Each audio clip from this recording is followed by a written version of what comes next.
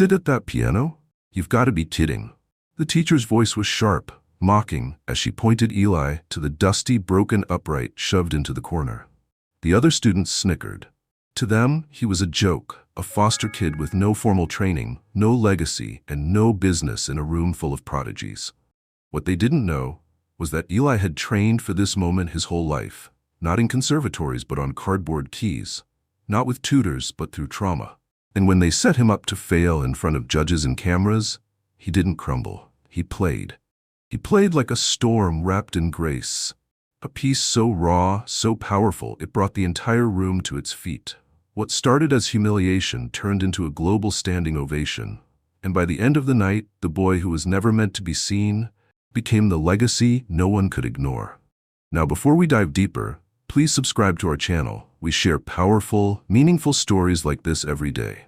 And drop a comment below to let us know where you're watching from.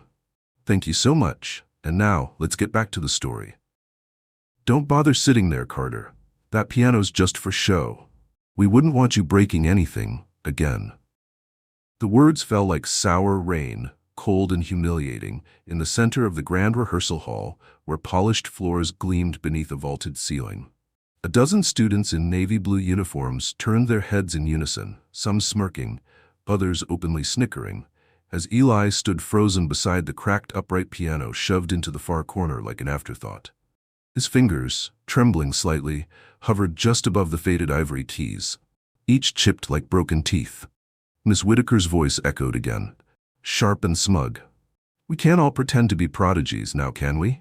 Eli's cheeks flushed with quiet shame, but he said nothing. The truth was, he was used to this exact kind of cruelty hidden behind polite smiles and clipped tones. He was the scholarship student, the foster kid with no lineage, no last name whispered in donor lounges, no legacy embossed in golden frames along the hallway of honored alumni. Just Eli. Just another boy who didn't belong. But that didn't mean he didn't feel the sting. Each laugh from the other students was a slap, each whisper a weight pressing against his chest. Still, his hands lowered to the keys. He tried a chord. Nothing. Not a sound. The room exploded with laughter. The piano had no inner strings. It was hollow, gutted, empty. A decorative shell. Eli blinked hard, hiding the way his throat tightened. It was a setup. They had given him this piano on purpose. The school's gleaming grand pianos lined the front of the room like royalty, untouched by anyone who hadn't earned their spot. And Eli, regardless of the talent he may or may not have had, wasn't invited to that world. Not truly. He stood up slowly, trying not to show the quake in his chest. His eyes met Miss Whitaker's. "Was this some kind of test?" he asked quietly. She didn't flinch. "No, Mr. Carter, it was a lesson." The other students chuckled again, and someone behind him muttered, "He should be cleaning the keys, not touching them." He walked out. Not fast, not running, just walked. Past the others, past the walls lined with awards and portraits of pale-faced geniuses who had been groomed since birth for musical greatness. Out into the hallway that smelled faintly of polish and expensive silence. The kind of silence that judged you without words. He didn't cry. Eli had long since learned that tears only made the world crueler. But inside, something cracked. Not the way that breaks you, the way that sharpens you. The way a coal under pressure starts to shift toward something far stronger. It hadn't always been this way. Music, in its purest form, had once been his sanctuary. Long before this elite conservatory, before foster homes and court dates and social workers with cold hands and colder eyes, music was the one thing that had made sense. He remembered the church basement where he'd first seen a piano, dusty, broken, but alive beneath his fingers. He had played Amazing Grace by ear at 7 years old. He didn't even know what a scale was back then. He just knew what felt right.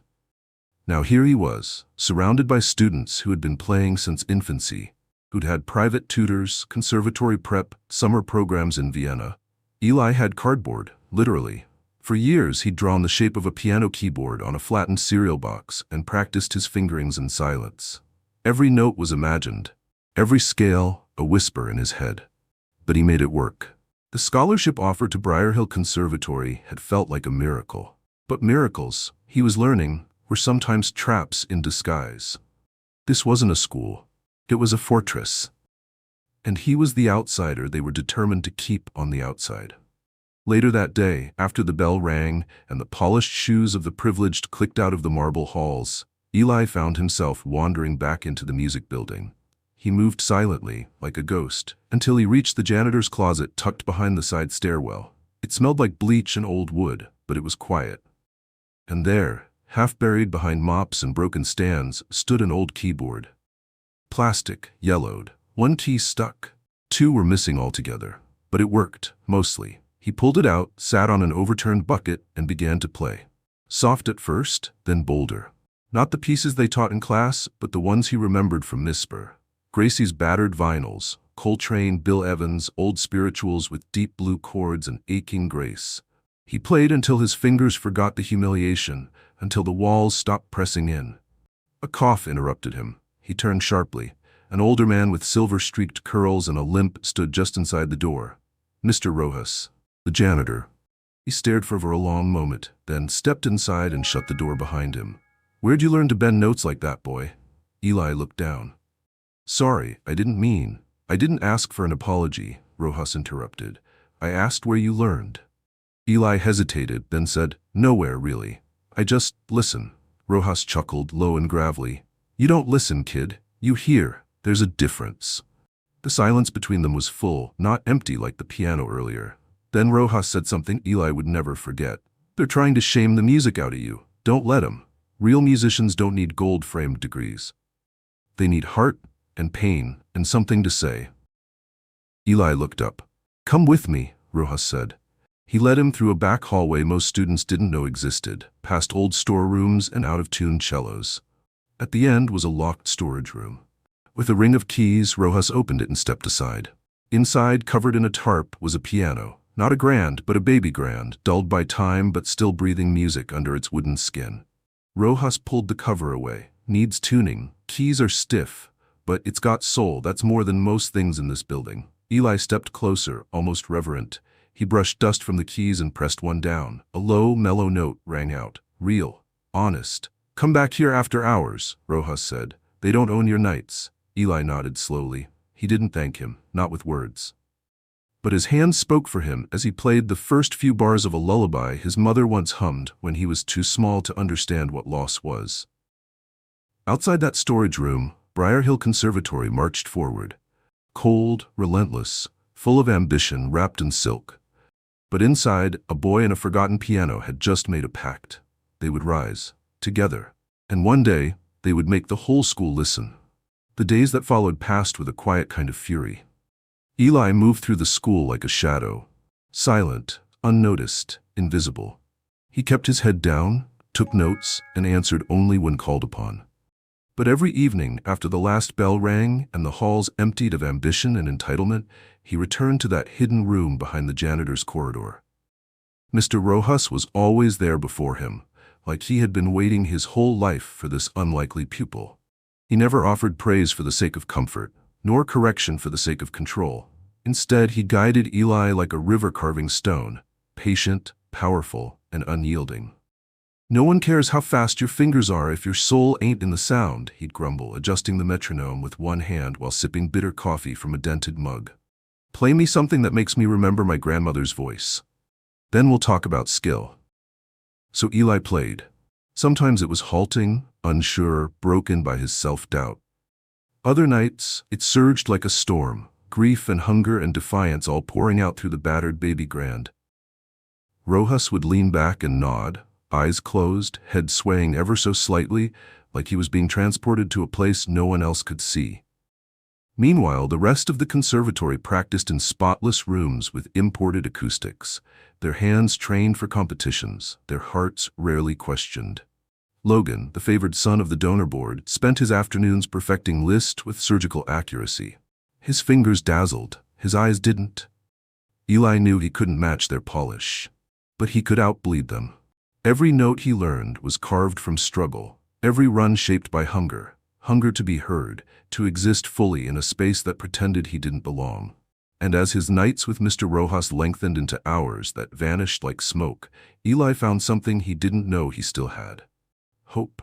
One afternoon, just after a particularly cold critique from Miss Whitaker in theory class, where she called his composition amateurishly sentimental, He stepped into the cafeteria, only to find his name written across a whiteboard. Regional Youth Piano Competition entrance announced. Final performance before judges and patrons, Saturday, 7 p.m.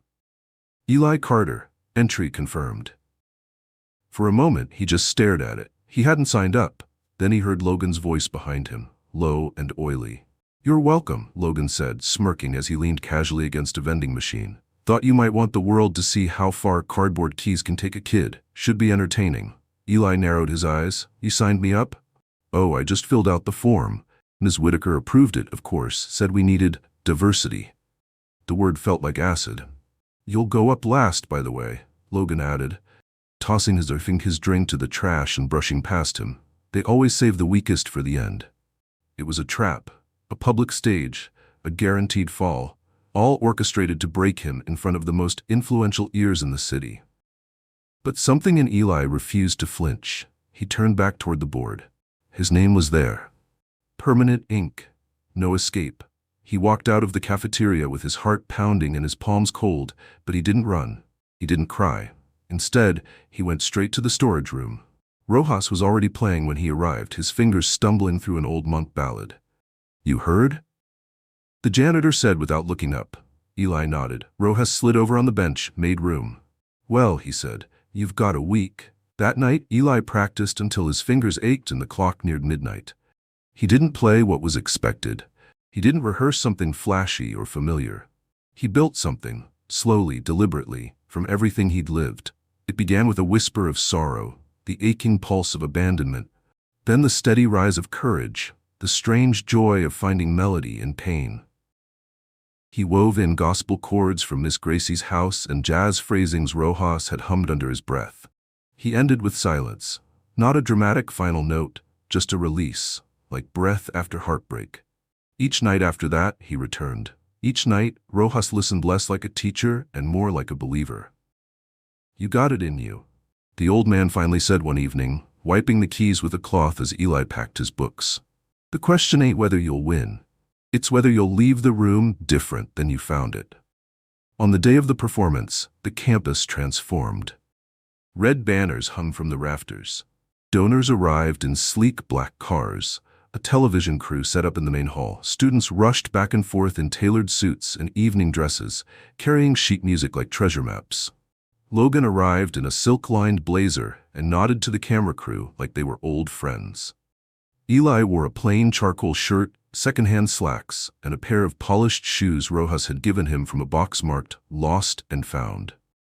They pinched slightly at the heel, but he didn't complain. Ms. Whitaker handed out performance order sheets. "Last slot," she said to him with a glance like a warning. "Don't keep the judges waiting, or bore them." Eli said nothing. He sat backstage as the performances began. Arpeggios soared, harmonies shimmered. The students ahead of him played perfectly, every trill in place, every crescendo timed like a watch. The judges nodded politely. The audience clapped in refined waves. Then Logan took the stage. He dazzled, furious, blinding technique. It was a storm of perfection, the kind of performance that left no room for emotion, only awe. He ended with a flourish and a smug bow. Applause thundered. Eli sat still. When they finally called his name, the room dimmed. He stepped out under the spotlight, walking slowly across the hardwood like the weight of every foster home, every empty room, every night of cardboard practice was strapped to his back. In the middle of the stage stood the same upright piano from that first humiliating day, the same hollow, soundless shell. A setup. The audience shifted, confused. A few murmured. The judges exchanged glances. Eli stood before it, paused. Then, calmly, he turned to the judges. "I'd prefer to play on something real," he said, his voice steady. Gasps. A door opened to the side of the auditorium. Mr. Rojas appeared, pushing the baby grand piano from the storage room. Behind him, 2 stagehands followed, guiding it with careful reverence. For a moment, no one moved.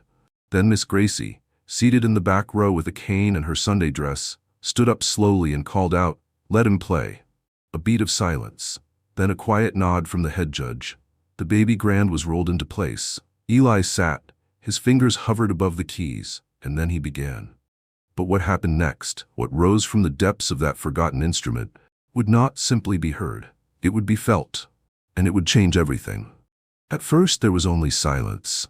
Not the strained hush of uncertainty, but a rich, full quiet that settled over the hall like velvet. Eli's fingers rested gently on the keys, unmoving, as if waiting for the room to breathe with him.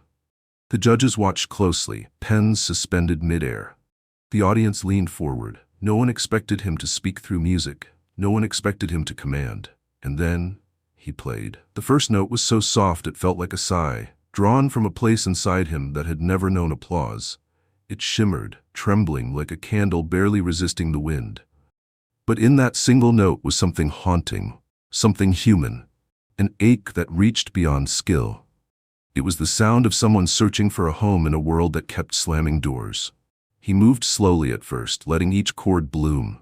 The opening was not grand or aggressive. It was tender, fragile, a melody that bent its head, weary and hopeful, rising cautiously, like someone who had been pushed down too many times, but still found the strength to stand. The room stilled.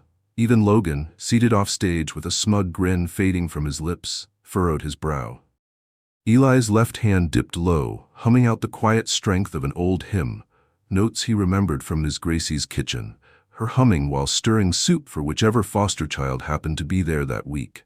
His right hand wove a wistful jazz line over it, a fragment of a tune Mr. Rojas used to whistle when sweeping floors, turned into a melancholic improvisation, elegant yet unrefined, like a street lamp reflected in puddles after rain. It wasn't flawless. Not in the traditional sense. His pedal came down a millisecond late here, a note slightly too loud there, but it lived. It wasn't rehearsed. It was real. It told the story of a boy with no inheritance but pain, no pedigree but perseverance, pouring every bruised moment of his life into music that asked for nothing, only to be heard. Halfway through, the piece shifted. A darker tone emerged, minor chords rising like shadows in a back alley. The melody fractured, distorted into dissonance. His foot stomped slightly on the pedal, as if chasing away a ghost. The rhythm turned urgent, breathless. It was the sound of a child sitting on courthouse steps, of suitcases moved again and again, of asking strangers to remember your name. This was not music for decoration. This was memory. Then, just when it felt like it might collapse into chaos, Eli brought it back. A soft reprise. The aching hymn returned, but this time, stronger, fuller. The jazz notes leaned in, no longer distant, but joining it. It was as if the past had embraced the present, a conversation across scars. His shoulders relaxed, his fingers danced, not perfectly, but with purpose. When he reached the final chord, he didn't let it ring. He lifted his hands from the keys and simply let the room absorb the absence of sound, like a sunset swallowed by night. It was not a dramatic finish, it was a letting go. And then, nothing. No clapping, no coughing. No rustling of programs, only breath. And then, like the tide returning after an earthquake, a single pair of hands began to applaud. Miss Gracie, standing in the back, her face shining with tears. Others joined, first tentatively, then louder, until the entire hall erupted in thunderous applause. The judges stood. One of them, a stone-faced woman who hadn't blinked through any other performance, covered her mouth as if to contain something that wanted to escape. Maybe regret, maybe awe. Another, a man known for his critiques so scathing they made conservatory seniors cry, leaned forward, his eyes glassy. Eli stood, bowed his head. He didn't smile. He didn't need to. The ovation was not for pageantry. It wasn't the polite clap of elites recognizing one of their own. It was reverence, a collective realization that they had just witnessed something unrepeatable. As Eli left the stage, Logan didn't speak. His eyes were narrowed, his jaw tight, hands clenching the arms of his chair. It was the look of someone who had played perfectly, but had been forgotten the moment someone with soul touched the keys. Backstage, Ms. Whitaker waited. For once, her posture wasn't rigid. Her lips parted as if to say something, perhaps to deflect, perhaps to claim credit. But no words came. Eli walked past her. The head judge found him in the corridor 5 minutes later. He didn't introduce himself. He didn't need to. "We've heard brilliance before," he said, voice low. "But what you gave us was something rarer, truth. Where did you train?" Eli looked at the floor. "Mostly on cardboard," he said softly. The judge blinked. "I see." A silence passed. "Someone will be contacting you in the next week. There are sponsors, doors we can open. You've earned that." Eli nodded. "Thank you, sir." "And one more thing," the judge added, placing a hand gently on Eli's shoulder. Don't let them ever tell you again that you don't belong. By the time he stepped outside, the stars had started to blink overhead. The night was cool, with the soft scent of cut grass and distant spring rain. Mr. Rojas waited near the steps, arms crossed, grinning like a man who just won a bet he never doubted. You left fire on that stage, boy. Eli shrugged, sheepish. I think I scared them. Good, Rojas said, patting him on the back. Let them be scared. Means they felt something. Miss Gracie walked toward them slowly, her cane tapping against the cobblestone, her eyes shining. She didn't speak at first. She just wrapped her arms around him and held him close. My boy, she whispered. My sweet, loud-hearted boy. He rested his head on her shoulder, not needing to say anything. The music had already spoken all the words he never could. Inside the auditorium, the judges were still arguing, not about Eli's performance, but about whether they could even have a competition after that. What was the point, one had asked, when the only piece anyone would remember was already over? By midnight, a clip of Eli's performance had been posted by a student in the audience. By sunrise, it had 3.2 million views. And Eli Carter, a foster kid who had once practiced on cardboard keys, had become a name they would never again overlook. The next morning, the air at Briar Hill Conservatory was different. It wasn't just quieter, it was watchful. Whispers lingered behind doorways like shadows, and eyes followed Eli as he walked through the halls. For the first time, no one laughed. No one pointed at his thrifted clothes or whispered about foster homes. He wasn't invisible anymore, but he wasn't exactly embraced either. He'd been seen. And once the unseen is seen, it can't be forgotten. A boy who had been forced to play silence on a hollow piano had made the entire school fall silent for him. He had played truth into the cracks of their polished institution, and now every brick hummed with it. Logan didn't meet his gaze when they passed each other outside the recital wing. He just walked on stiffly, the kind of rigid that comes when someone's carefully constructed world has taken a hit so precise it rattled the bones. There was no confrontation, no smug remark, just silence, the kind that burns more than words. But Eli didn't walk with revenge in his step. He walked with weight.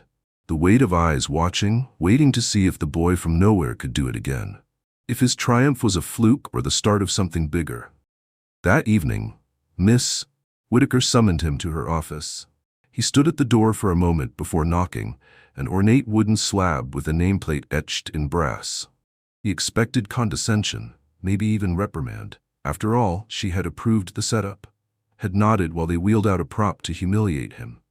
But what he found inside wasn't gloating or anger, it was calculation. She sat behind her desk, hands folded over a file. Her expression was unreadable, like a mask that had been worn so long, it forgot how to change. You've stirred quite the reaction, she began, tapping her nails slowly. The board has received over 24 inquiries, talent agencies, conservatory scouts, even a few news outlets. Eli said nothing. She sighed and tilted her head. You're a gifted performer, Eli. There's no denying that. He waited, sensing the twist in her voice before it came. But you have to understand, this school has a reputation, a brand. We cultivate excellence, consistency. You brought emotion to the stage, yes, but emotion isn't enough. There it was, the subtle redirection, the polite diminishing, a gilded cage to keep him grateful and compliant. He nodded once. Was that all? Her lips tightened. The board would like to offer you private mentorship, provided you align your performance style to the conservatory's traditional model. You mean, play what you expect me to play? Precisely. He paused, then offered a small, tight smile. Thank you, I'll think about it. He didn't. He walked out of her office and down the long marble corridor that had always made him feel small. But this time, the echoes of his footsteps didn't feel hollow, they felt like rhythm, like forward motion. 2 days later, he received an email with an attachment labeled International Youth Artist Invitational, Solo Finalist Slot Open. Attached was a video clip, his performance. It had been submitted without his knowledge. And it had moved the selection committee enough to offer him an invitation to play at the Liszt Horowitz Festival in Geneva, one of the highest honors for any under-18 pianist in the world. The email ended with a single line. Your story moved us. But your music? That's what opened the door. His hands trembled as he closed the laptop. Rojas was the first person he told. They sat on the steps outside the conservatory building, under the same flickering lamp that had lit many of their late-night lessons. The old janitor took a long, slow sip of his coffee and stared at the stars. "Geneva, huh?" he finally said. "That's a long way from cardboard." Eli nodded. "I don't know how to get there. I don't even have a passport." "We'll figure it out," Rojas said, smiling slightly. "You just keep playing like the roof's on fire." A week later, the school announced Eli's invitation publicly. They spun it as a victory for Briar Hill, citing their commitment to discovering young voices in unexpected places. His photo, taken mid-performance, face lit with passion, was posted to the Academy's website, social channels, and donor newsletters. Suddenly, he was their golden boy. But not everyone believed it. Behind the smiles, resentment festered. Some students began to whisper that he'd been chosen for optics, not talent. That his performance went viral because he was poor. That he was being paraded like a charity case dressed in success. Logan's circle led the charge, disguising jealousy as skepticism. "You really think emotion beats 10 years of technique?" One of them scoffed near the lockers one day. "Cry into a microphone next time might get you Carnegie Hall." Eli ignored them. Not because it didn't hurt, it did, but because they no longer mattered in the way they used to. They couldn't shrink him anymore. He had outgrown their boxes. Still, the pressure mounted. Geneva wasn't just another stage, it was the stage. Judges with international reputations. A hall where even the faintest misstep echoed louder than applause. He would be the only American foster student on the program. Every other contestant came from prestigious lineages, with entourages and tailored suits. He had one suit. Rojas helped iron it the night before he left. At the airport, Ms. Gracie pressed an envelope into his hand. "Don't open it until you're there," she said, her eyes damp. He nodded, hugged her tight, and walked toward the gate, back straight, heart pounding. On the plane, he looked out the window for hours, the clouds stretching below like sheets of paper, waiting to be written on. When the city lights of Geneva blinked awake beneath him, he finally opened the envelope. Inside was a photo. Him at age 7, sitting on the floor with a cardboard keyboard drawn in Sharpie, his fingers mid-air, his tongue poking from his lips in concentration. Next to it, in Miss Gracie's careful cursive, were 6 words. "You've always had the music, Eli." He closed his eyes and held the photo to his chest. When he arrived at the festival, the contrast was jarring. Marble floors that gleamed brighter than Briar Hills, competitors dressed in tailored black, quiet whispers in French, Russian, Mandarin. He was greeted with polite curiosity and occasional surprise when he introduced himself. No one had heard of him until they saw the name. Oh, the Eli Carter. He was no longer just a boy from nowhere. He was the boy who played through pain and won. He stood backstage the night of his performance, looking out through the crack in the curtain. The concert hall was cathedral-like, the kind of place where echoes didn't just travel, they lived. He rubbed his palms together, took a slow breath, and stepped toward the stage. It was time. He wasn't just here to prove them wrong. He was here to show the world that no matter how broken the keys, the melody inside him had always been whole. The stage lights in Geneva were gentler than the ones at Briar Hill, warmer, softer. They didn't blind. They welcomed. But Eli still felt the pulse in his neck, the quickening rhythm beneath his ribs like a second heart made of nerves and breath. The murmurs of the crowd fell into a hushed quiet as his name was announced, the syllables curling in a crisp Swiss accent. Elijah Carter, United States. He stepped out into the light. No grand bow, no nervous stammer. He simply walked across the gleaming floor like a boy walking toward something he was born to meet. The baby grand piano, black as midnight and polished to a mirror's sheen, waited center stage. He sat slowly, letting the weight of the moment settle into his bones. This time, he didn't hesitate. There was no one here to sabotage him, no broken piano, no smirking students or condescending teachers, just the music and the moment, and the stillness of a room that could belong to him, if only for 12 minutes. He began not with grandeur, but with memory. The piece was original, his own composition, unnamed, unfinished, until now. It opened with sparse chords that rang like footsteps in an empty hallway. Then came the slow rise of melody, like the sound of a door creaking open after years of silence. His fingers moved with conviction, but also reverence. He wasn't playing at the audience.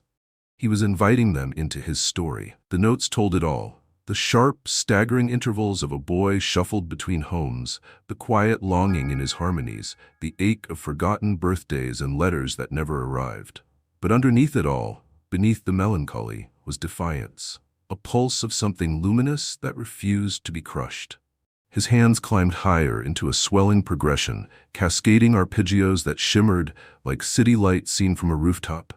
The tempo quickened, then dissolved into a delicate lullaby, a motif stitched from gospel and jazz, grief and triumph.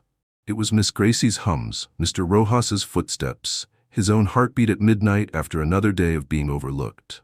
Then came the moment. At the midpoint, Eli stood. Gasps flickered through the crowd like wind-catching candles. He didn't look at them. He reached into his pocket and unfolded a piece of lined notebook paper. Cardboard keys, drawn in thick black pen, faded from years of folding and sweat. A replica of the first piano he ever played. He placed it gently on the music stand in front of him. And then, with a breath that seemed to come from somewhere deeper than lungs, he sat again and played, with his eyes closed, using only memory. The audience didn't breathe. Because now, it wasn't just a performance. It was a resurrection. He moved through the rest of the piece like a boy who had lived inside every note. He knelt as if the music had been written not on paper but on his very skin. When he struck the final chord, he didn't hold it. He let go. The silence that followed wasn't empty. It was full of awe, of sorrow, of something holy. Then, without warning, applause broke through the quiet like thunder after drought. It wasn't polite. It wasn't measured. It was raw. Judges rose to their feet. One began clapping with both hands above his head. Someone in the front row was crying openly. Eli bowed once, stood tall, and walked off stage with the calm of someone who had already won. Not just the competition, but something far bigger. Backstage, no one said a word.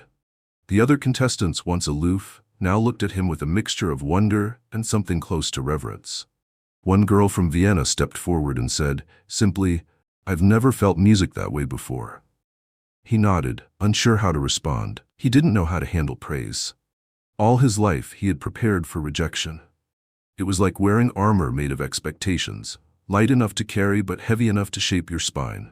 And now, standing in a sea of stunned musicians and nodding jurors, he realized something both beautiful and terrifying. There was no armor left, only truth. Later that evening, in a candlelit room with velvet drapes and white tablecloths, the jury delivered their verdict. The host, a stoic man in a tailored tuxedo, read the names of the runners-up first, names followed by applause, scholarships, invitations. Then came the winner. "And for first place," the man said, pausing as if the air itself wanted to hold the moment, "we are honored to award Eli Carter, United States, for original composition and performance." The room didn't erupt. It exploded.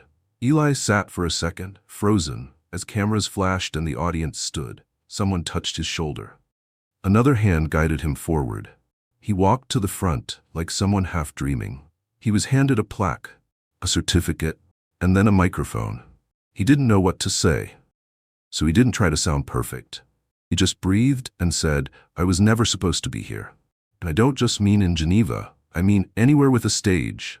I played on cardboard, on church floors, on the floor.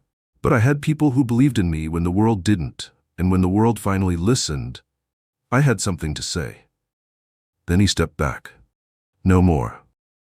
That night, back at the small guest house where he and Miss Gracie stayed, he found her asleep in the armchair with a newspaper folded across her chest, her glasses tilted, her cane leaning against the table. He stood there for a moment, watching her breathe, the lines on her face soft in the lamplight. She had fought for him when no one else had. She had believed in something the rest of the world thought was broken. He knelt beside her and whispered, "We made it." She stirred slightly, reached for his hand, and squeezed. The next morning, he awoke to the sound of a piano somewhere downstairs. Not flashy, not technical, just someone playing a slow, sweet lullaby. He smiled, closed his eyes again, and let the music carry him. Because he finally understood, it wasn't about being the best, it was about being heard. The flight back from Geneva felt longer than the one going there, not because of time, but because of how full the hours had become. Eli sat by the window with the medal tucked safely in the inside pocket of his coat. He didn't take it out, not even once. He He didn't need to. The weight of it pressed just enough against his chest to remind him it was real. That all of it was real. Miss Gracie had fallen asleep 2 rows back, her head tilted to one side, mouth slightly open in the kind of rest that only comes after witnessing a promise fulfilled. She'd held his hand before boarding, tears in her eyes, and said, "It's not about where you're going now, Eli. It's about where you came from. And you brought all of it with you, and turned it into gold." He watched the clouds outside, imagined the wind as sound waves, imagined each one as a note being carried back home, back to a school that had tried to box him in, back to a city that didn't even know it had birthed a legend. He wasn't thinking about applause, or headlines, or even what would happen when his feet touched American soil again.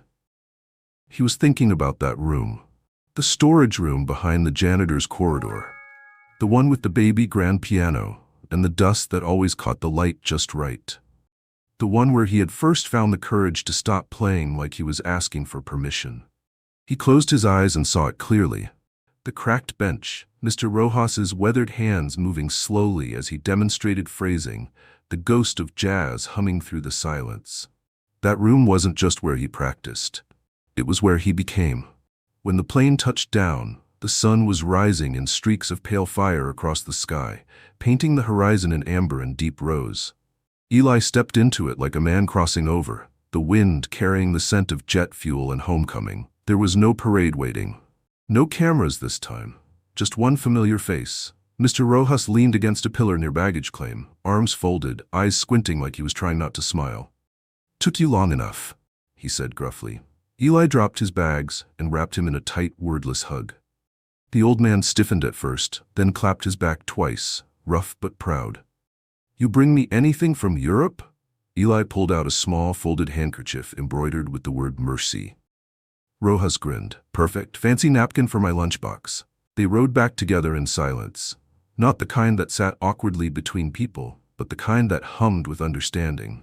When they pulled into the drive behind the conservatory, Rojas stopped the truck, engine humming low. "You know," he said without looking over, "they're planning something inside. Whole school, big assembly, posters, announcements. Whitaker probably wants to name a piano bench after you." Eli groaned softly. "Can I skip it?" Rojas laughed. "Fame's funny, kid. You chase it and it runs. You ignore it and it camps outside your window." They walked up the side entrance where students rarely wandered and stepped inside. The halls looked smaller somehow, the doors less intimidating. The trophies in their glass cases no longer shimmered like unreachable things. The world hadn't changed. Eli had. Word spread fast. By lunchtime, students began gathering in corners, trying to pretend they weren't staring. Logan passed him in the hallway. No insults, no sarcasm, just a sharp nod, tight-lipped. It wasn't a truce, but it was recognition. When Eli entered the main auditorium, the entire student body stood and clapped. Banners with his name hung from the balcony. Miss Whitaker took the mic with a voice dressed in admiration, but eyes still calculating. "We are proud to welcome home a representative of Briar Hill's excellence, someone who reminds us that talent can bloom in any soil." She turned to him, gesturing. "Eli Carter." He stepped forward slowly, took the mic, looked out across the same sea of faces that once mocked him, diminished him, treated him like a visitor in a world they claimed as theirs. And yet, he felt no bitterness. He simply said, "I was given a broken piano once, not by accident. I wasn't supposed to play. That's what some people thought. But I did, and every key I touched made me more whole." A silence settled, heavy, honest. He nodded once, handed the mic back, and walked off the stage. It was done. But something else had begun. The following weeks blurred. Media calls, invitations, scholarships. A prestigious university in New York offered him early admission. A music foundation sent a brand new concert piano to Ms. Gracie's house in honor of the student she raised. But Eli didn't rush. He still visited the storage room every evening, still played for no audience, still returned to the roots of his music, not the polished halls but the bruised, beautiful places where his melodies had first formed. One night, near the end of spring, he arrived to find the piano covered. On top of it, a note. "Come outside, R." He stepped into the courtyard where the moon hung low, silver and solemn. Mr. Rojas stood near the garden bench, arms behind his back, a strange glint in his eyes. "You know what I realized?" the old man asked. "You've outgrown that room." Eli frowned. "What do you mean?" "I mean, you don't need shadows anymore to shine." From behind him, two maintenance workers wheeled out something large, wrapped in cloth. They unveiled it slowly. A full-size grand piano. Right there, in the middle of the open-air courtyard. Its finish gleamed under moonlight like wet ink. "They're moving it here permanently," Rojas said. "For students who don't come from privilege, for those who need to belong before they believe in themselves." Eli stepped forward, breath caught. There was a plaque on the side, the Elijah Carter piano. "For those who made music without keys and dared to dream anyway." He sat down. The bench felt sturdy, familiar. He played a single note. It rang out pure, carried by the night wind, then another, and another, until the whole courtyard filled with music that didn't ask for permission, that didn't shrink, that didn't apologize for where it came from. The students in the dorm windows opened curtains, leaned out to listen. Even faculty emerged silently from buildings nearby, drawn by something they couldn't name. And in that moment, Eli played not for applause, not for judges, not for memory, but because music, real music, isn't about perfection. It's about freedom. It's about truth. And his would echo for a long, long time. The summer rain came softly that night, as if the sky didn't want to interrupt the music. Eli's fingers had just released the last note, letting it dissolve into the air like breath, released after holding it too long. Thunder rumbled far in the distance, low and slow, like a reluctant applause from the heavens. A light breeze passed through the courtyard, lifting his curls and fluttering the edges of the dedication plaque. He remained seated for a while, unmoving, head bowed, not in defeat or prayer, but in quiet reverence. For a long time, there had been no space in his life for stillness. Every moment had been about survival. Every day, a question of whether the world would open or slam shut. But now, in the cool hush of the evening, with the wood of the grand piano still warm beneath his palms, he allowed himself the grace of peace. Footsteps approached, light, careful. "I almost didn't recognize the boy who first walked into this place," said Miss Gracie gently, her umbrella folded and dripping at her side. Eli turned, smiling. That boy didn't know he was allowed to take up space. She stepped closer, sitting beside him on the bench, with the effort of someone who'd spent a lifetime standing up for others. "And now?" He looked ahead at the courtyard, the glistening stones, the ivy that curled up the brick walls like slow-moving fingers reaching for the moon. "Now, I think I want to take up space for the ones who never got the chance." There was a long pause between them, no rush to fill the silence. Gracie finally said, "They're asking me to speak at the fall scholarship banquet. Want me to talk about what it was like raising a musical genius." Eli rolled his eyes and laughed. "You raised a hungry kid with too much imagination and a gift he didn't know how to hold." "That's what genius usually is," she replied, tapping his hand. "Just pain that finally found a piano." When she stood, he followed her gaze. She was looking at the windows across the courtyard where silhouettes leaned against glass panes, listening. "They're watching you now, you know," she said. "I know." "You gonna let 'em?" He nodded slowly. "But on my terms." The next morning, the conservatory hummed with gossip. Overnight, videos of Eli's moonlit performance had flooded social media again. But this time something had shifted. It wasn't just about his talent anymore. It was about his presence, his purpose. He had become more than the boy who defied odds. He had become a symbol. Somewhere between the Geneva applause and the courtyard encore, the story of Eli Carter had stopped being a curiosity and started becoming a movement. 1 week later, Miss Whitaker called a staff meeting. "This school is transforming," she said, pacing across the staff lounge. "We need to be mindful of how we position ourselves moving forward. Mr. Carter's visibility brings attention, positive, of course, but also scrutiny. We are now under a national lens. Every decision we make reflects our mission." Rojas, invited reluctantly at the request of the maintenance staff, stood in the back with arms folded. Maybe it's time the mission reflected the students, not the donors. She looked at him. "We welcome all students, Mr. Rojas. You welcome their tuition, not their truth." She didn't respond, but her silence said enough. That afternoon, a flyer appeared on the bulletin board in the music wing. "Auditions open. Community showcase recital for all students, all backgrounds, all instruments. Original works encouraged. At the bottom, one handwritten line in ink. Let music tell the story, not legacy. No one claimed responsibility, but everyone knew who had written it. And by the end of the week, over 70 students, many of whom had never even played at a school concert, signed up. Some brought songs written in secret.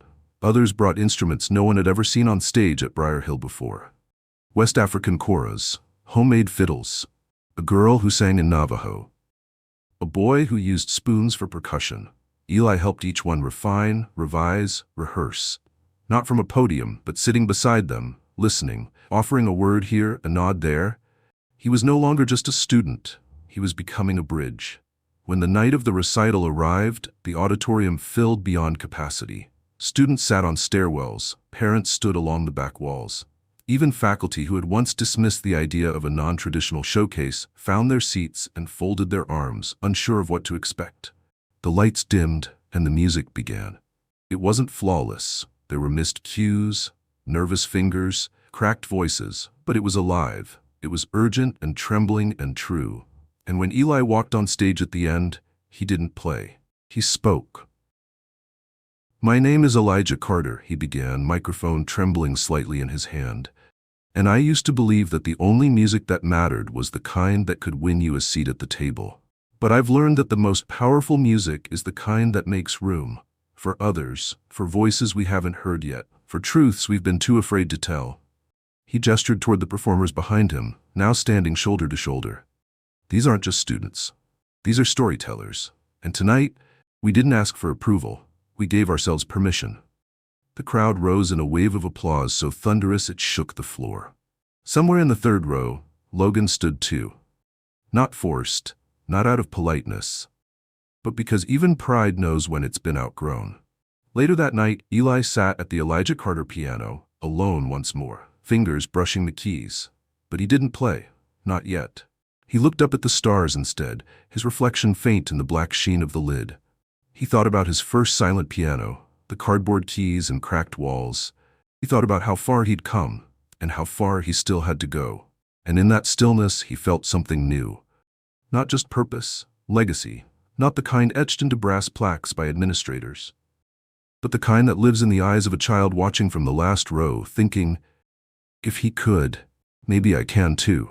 The following days shimmered with a strange kind of beauty, quiet, unannounced, and deeply personal. There were no grand announcements, no magazine covers this time, but something deeper had taken root. Every hallway Eli walked through now carried music. Not loud, not showy, but consistent, like distant thunder. Students hummed to themselves. Practice rooms stayed occupied late into the night. And from open windows on the third floor, melodies drifted down into the courtyard like falling feathers. It was as if something sacred had been broken open, and from it spilled honesty. Eli walked slower now, not because he was tired, but because people stopped him. A shy first-year violinist who stammered as she thanked him for his speech. A pianist who had never auditioned before the showcase, now asking if he could teach her phrasing. Even faculty began to approach him, not just to praise, but to ask how they could help the changes continue. The school was bending, not in protest, but in transformation. And yet, even with all this movement around him, Eli felt something distant, humming just beneath his skin. A question he couldn't quite name. He would stare at the Elijah Carter piano some evenings long after everyone had gone home, his fingers resting silently above the keys without pressing them. Not every night needed a melody. Some needed only the ache of anticipation. One such night, the wind was sharp, sweeping down into the courtyard with that dry rustle that hinted autumn was on the edge of waking. Eli stood outside under the bare sky, a wool coat wrapped around his frame, collar turned up. His breath misted before him. The stars were hidden behind gauze-thin clouds. Footsteps echoed behind him. He didn't need to turn. "Rojas," he said softly. "Thought I'd find you here." They stood in silence for a while, the only sound the clink of Rojas's thermos as he poured something steaming into the cap and handed it to Eli. Tea, rich and dark with cloves. The old man had a way of showing up without invitation and somehow being exactly what the moment needed. "You ever think about what comes next?" Eli finally asked. Rojas arched a brow. "What, like next week?" No, like, after all of this, after Briar Hill, after pianos with my name on them, after people stopped clapping. Rojas took a slow sip of his own tea, then said, maybe that's when the music really begins. Eli looked down at the black lid of the piano nearby, the wood cold from the wind. It scares me sometimes, he confessed. The idea that this could all go away, that one wrong step and I'm back to the kid no one sees. You never stopped being that kid, Rojas said, not unkindly. You just learned how to carry him with pride. Eli let those words settle. The next morning came with frost, soft and thin on the edges of windows like the world had been brushed with quiet silver.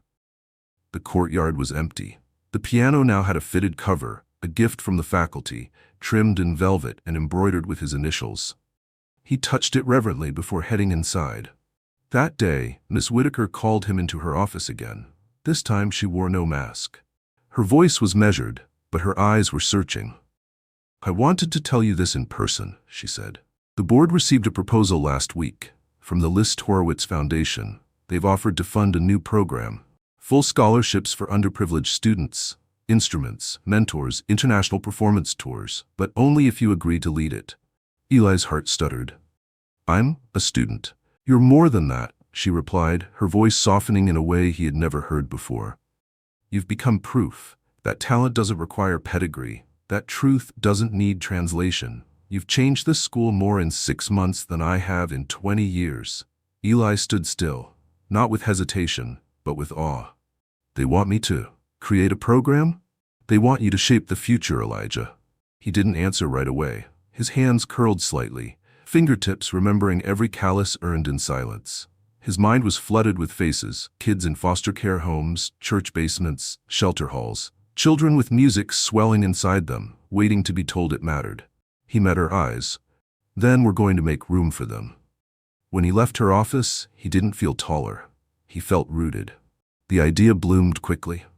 By the following week, the school announced the Open Keys Initiative, a scholarship and outreach program spearheaded by Eli Carter and backed by international partners.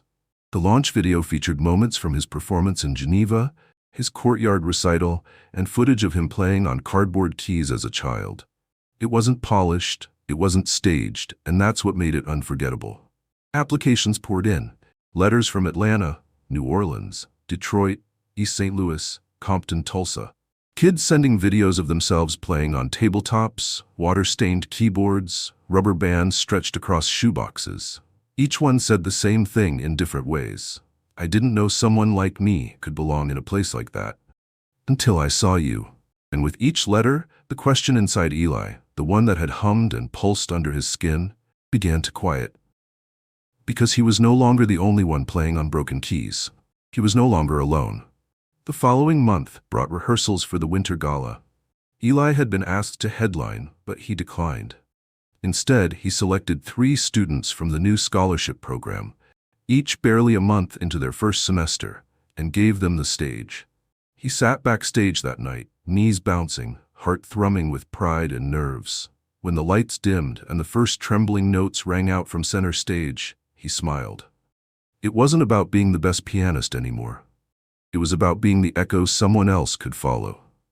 And as the final note hung in the air, imperfect, beautiful, trembling like a candle in the dark, he stood, alone in the wings, and applauded with both hands raised high. The snow came early that winter, blanketing Briar Hill in a hush that softened even its proudest stone corners. Icicles curled from the eaves like silent chandeliers, and the courtyard, once the quiet stage for a defiant boy and his piano, now shimmered under moonlight, untouched and glistening. Eli walked its familiar path, wrapped in a long coat, scarf tight at his neck, gloves worn through at the fingertips from hours at the keys. He liked it that way, still rough at the edges, still real. Classes had slowed, the year preparing to fold itself away. Students were preparing for winter break, families booking flights, laughter echoing through the dorms. For the first time in his life, Eli wasn't packing. He wasn't being moved, relocated, reassigned. He wasn't being told when to leave or where to go. He was staying. Not because he had nowhere else, but because he'd built something worth remaining for. The Open Keys Initiative was no longer a proposal. It was a living, breathing part of the school now. A full wing had been donated and named the Carter Studio. Inside, practice rooms, lined with photos of past scholarship students and portraits of underrepresented composers, names that had once been buried now framed in honor. Every week, Eli taught masterclasses, not from a lectern, but from the floor, beside the piano, sleeves rolled up, encouraging mistakes, pushing for feeling over form. Sometimes he watched the new students practice through the window, trembling hands, furrowed brows, deep breaths before beginning. He saw in them what no judge ever could, not potential, but survival. The kind of survival that took shape in C minor, that bled through every broken octave and whispered, "You're still here. Keep going." One of those students, Amari, had just been accepted to a summer program in Paris. Another, Juno, had composed her first original piece and was scheduled to debut it at the city's Youth Arts Festival. Eli stood in the back during her rehearsal and wept silently. She didn't know that he used to play on the same model keyboard she now kept in her dorm. The one missing 2 keys. She only knew she could finally play. Later that week, Miss Whitaker approached him again, this time at the end of one of his open workshops.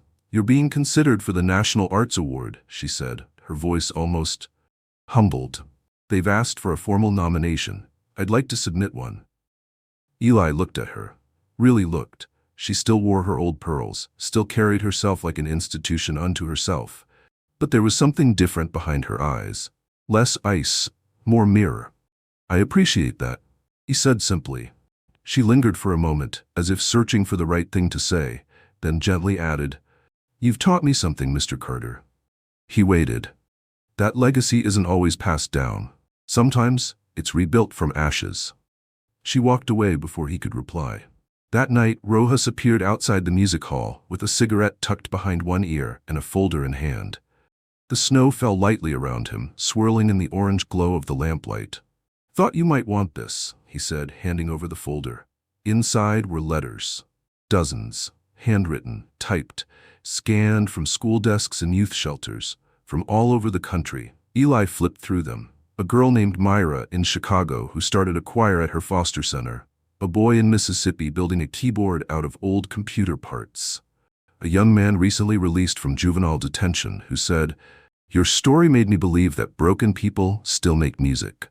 Eli's throat tightened. "These came in through the foundation," Rojas said, his voice unusually soft. "Didn't know where else to send them. Figured they belonged with you." They sat together on the steps in silence after that, snow layering gently on their shoulders. The city behind them hummed with holiday light, windows glowing like lanterns lit for the forgotten. Eli didn't say much. He didn't have to. The world was starting to answer back. On the last day before winter break, Briar Hill held a closing ceremony. Students performed short sets, faculty gave speeches. The air was festive, bright, and at the end of the program, as the final round of applause faded, the director walked to the podium and adjusted the mic. "There's one last performance tonight," she said, her smile wide. "A piece requested by the students, by you, to be played not by our instructors, but by the person who reminded us what music means." The room stirred. And then she said his name. Eli stepped out from the wings, heart steady. No shaking, no shame, just quiet power that had grown in him like roots under stone. He sat at the piano, the same piano that once sat hidden in a storage closet. It had been restored and moved to the main stage, polished and tuned. But Eli had asked for one key to remain chipped, not replaced, a reminder. He didn't announce the piece. He didn't need to. The moment his fingers touched the keys, the auditorium fell still. He played a new composition, unpublished, unnamed. A journey. It began low and slow, like a door creaking open in the dark. Notes curled out like smoke from an extinguished candle, delicate but insistent. As the melody unfolded, it swelled with sorrow, minor intervals that bent inward like a body trying not to break. But then came light, high, trembling harmonies that climbed like hands reaching for sun through concrete cracks. In the second half, he brought in a theme so soft it felt like breath, a lullaby almost. The same one Miss Gracie had hummed when he couldn't sleep during storms. He layered it under a jazz progression, Rojas's favorite. And near the end, just before the final phrase, he inserted a pause, a long, deliberate, sacred pause. He lifted his hands from the keys, and in that stillness, just before the final chord, he looked out at the audience, at the students whose names he knew by heart. At the faculty who had grown because he dared to stay. At the children in the front row, their first visit to Briar Hill, wide-eyed and silent, some with calloused hands, one with shoes too small. He played the final chord and let it ring.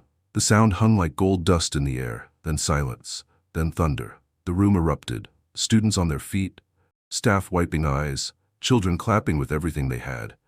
But Eli didn't bow. He stood slowly and turned to them, voice catching. "You don't need a stage to be seen," he said. "You don't need a name to be heard. You just need to keep playing, even if your piano is made of cardboard and dreams." He smiled. "I'll keep the keys open for you." And with that, he stepped off the stage, leaving behind more than applause. He left behind a door. The snow was deeper now, blanketing the courtyard in pure white, erasing all footsteps from the night before. It was early, just before sunrise, and the world still held its breath.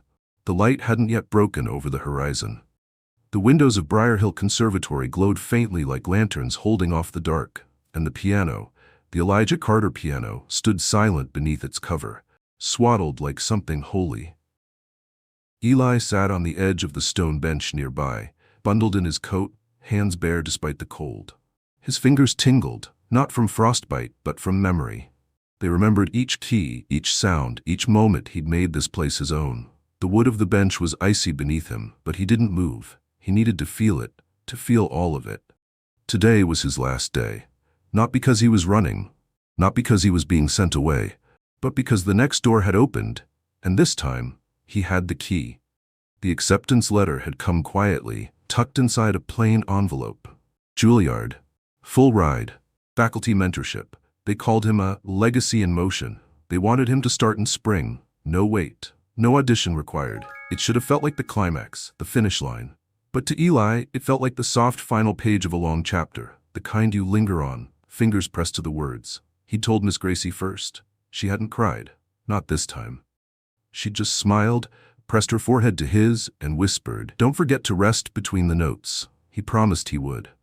Now, as dawn prepared to rise, he stood and walked slowly to the piano, pulling the cover off with reverence. The cold metal hinges creaked, and for a moment he simply let his hands rest on the lid. Not to play. Not yet, just to say goodbye. Because this piano had heard it all. His first shaky compositions, his mistakes, his triumphs, his silence. And soon, it would hear others. The new class would arrive in 2 weeks, 12 scholarship students from all over the country. Chosen not for their resumes, but for the spark in their letters, the tremble in their voices, the fire in their homemade recordings. They would sit here one day, just as he had, maybe alone, maybe afraid. And the piano would wait for them, patient and open. He sat down, and for the last time in that courtyard he played. Not to dazzle, not to impress, but to leave a trace. It was a quiet melody, built from fragments.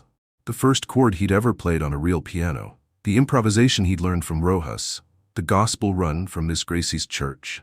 A measure stolen from Juno's piece, a motif borrowed from Amari's Paris submission. Threads from every soul that had become a note in his story. The piece had no climax, no dramatic ending. It just faded, like breath. And as the final note melted into the cold air, the sun cracked over the rooftops, spilling gold across the snow, lighting the frost-covered keys like glass. He stood, lifted the lid, and gently shut it. The echo lingered not in sound, but in soul. Behind him, footsteps broke the silence. He turned to find Rojas approaching with his usual slow gait, carrying a steaming mug in each hand. He offered one without a word, then sat beside Eli on the stone bench, both of them watching the sky change from blue-gray to soft gold. "So," Rojas said, taking a sip, "you ready to leave?" Eli considered the question. He looked around, the dorms, the trees heavy with snow, the courtyard bench, the windows where young faces used to watch him from behind glass. "I'm not leaving," he said at last. Rojas raised a brow. "You're not?" "I'm just handing off the next verse." The old man let out a small chuckle, then nodded. "Good. I was worried you'd go all fancy on me." Eli smiled. "Too late for that." They sat together in silence for a long while, sipping from their mugs, their breath rising into the chilled air. Below their boots, the snow glittered with the first light of day. That afternoon, he walked the halls one last time. Students stopped him to shake his hand. A first-year girl gave him a bracelet made from piano wire and string. The boy who used to whisper slurs in the cafeteria handed him a folded note and said simply, "I was wrong." He didn't open it until hours later. It read, "I didn't know music could change people until you changed me." He folded it and placed it in his journal. Later, he found himself back in the storage room, though it was hardly a storage room now. It had been repainted, furnished, transformed into a practice space named the listening room.